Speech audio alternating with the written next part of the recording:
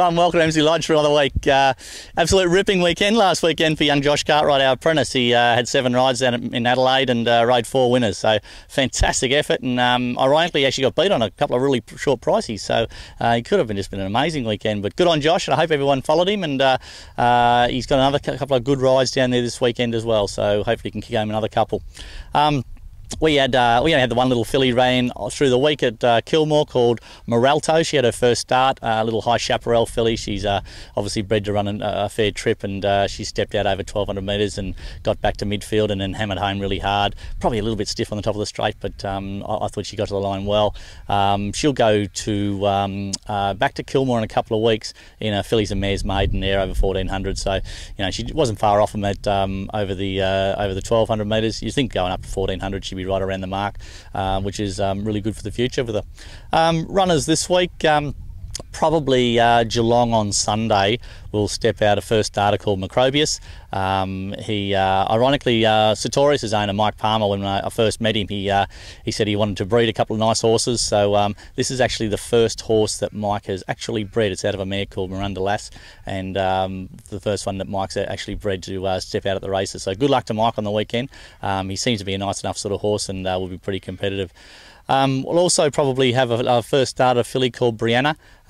She probably just needs to show us a little bit more over this sort of distance, but she'll run over 1,200, and she'll get back, and she'll probably run a bit midfield or a bit worse, and then we'll step her up to 1,400 or 1,600 after the weekend, and hopefully when we get to a trip she can improve a little bit. Freedom Beckons, I've got him in the Breezy's Cup, but I don't think he'll go there. I'm not really sure. There's a couple of options for him. I'll just weigh him up. We'll give him a gallop on Friday and just see how his work is and exactly where do we go to. A little bit difficult coming out of maiden, jumping straight to 70 grade, so I'm not really sure. A couple of races at Sandown perhaps next week, but I don't think the horse is ready to go to city racing yet, so keep an eye out for him. He seems to be going pretty well, so wherever we take him, I'm sure he'll be pretty competitive. Yeah, we'll step Purball out and give her a first up run at Geelong on Sunday. I was going to trial her, but she just seems to be galloping up really well, and she's pretty educated, the filly. She's had a few race starts, so we're going to take her to the races and have a roll of the dice where on her work I'm sure she'll earn some prize money, and obviously that's a bit better than just giving her a trial and everyone telling me how well she trialled. She can go to the races, and let's see how she goes. Yeah, Monday at Terang, we'll step out 2 first starters. One called Miss Spiel, just over 1,000 metres. She's been a little bit of a fatty over the last since we've had her in work, but she's had a couple of gallops and she's starting to trim up. I still reckon she's probably just going to feel the pinch the last little bit, but 1,000 metres at Terang, hopefully she can jump and show plenty of speed and just hang on. But on her work this morning, she'll go pretty well. Fitness is my only query. I'd just probably like to get one more trial under her belt, but that's not going to happen. Another filly called Champagne Promise. I was going to run her last week, but she just had a little bit of a high temperature, so we've pulled the pin from there, and we'll run her on Monday at Terang.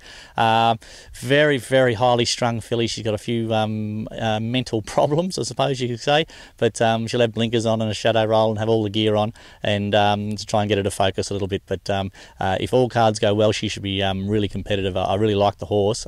She's well above average. It's just a matter of how many things she does wrong in a run. Yeah, a couple of horses probably worthwhile following in the next couple of weeks. I was going to run a filly called Kawabata this week, but she just worked a little bit flat through the week, so I was going to tread water with her and get her back to 100%, and she will run somewhere next week. Haven't really found a race for her yet because I've had full intentions of running her this weekend, so we'll find a nice race for her next week. They cancelled the trials on us on Wednesday, so a couple of horses that I was going to trial will have to wait and trial next week, but they're all sort of ready to go. A horse called Northern Soul, beautiful Northern Meteor horse. Going to get over a trip, and he's probably only a couple of weeks off a run. Tajano's Tail, he's along the same boat. He will run somewhere next week. I'm not really sure, but we'll give him a gallop on the weekend and see how he goes.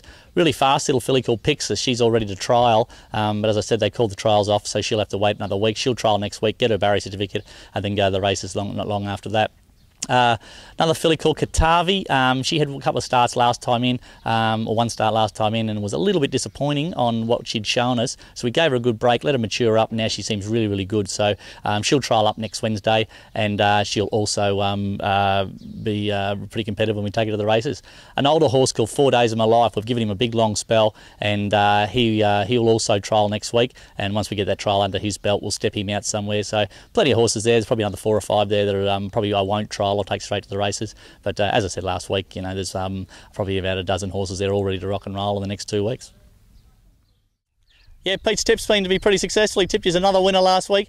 Ironically, he did let go through to the keeper. He had a winner himself when Freedom Beckons won the week before, and I noticed he didn't tip that, so he's kept that nice and close to his chest. Here's Pete with this week's tips.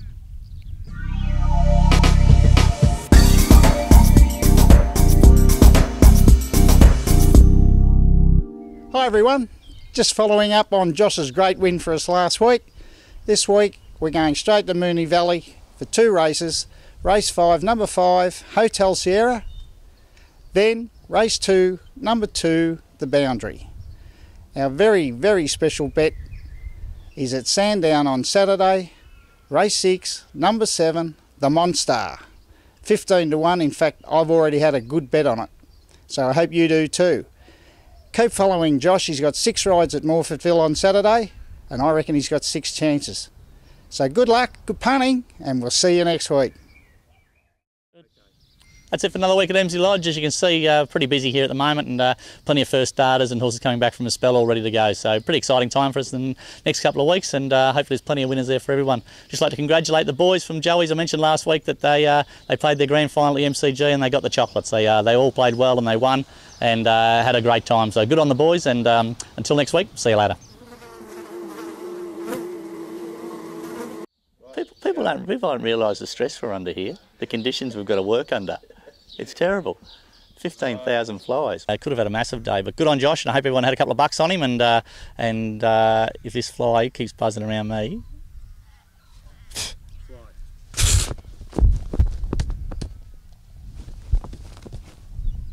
I can stop that.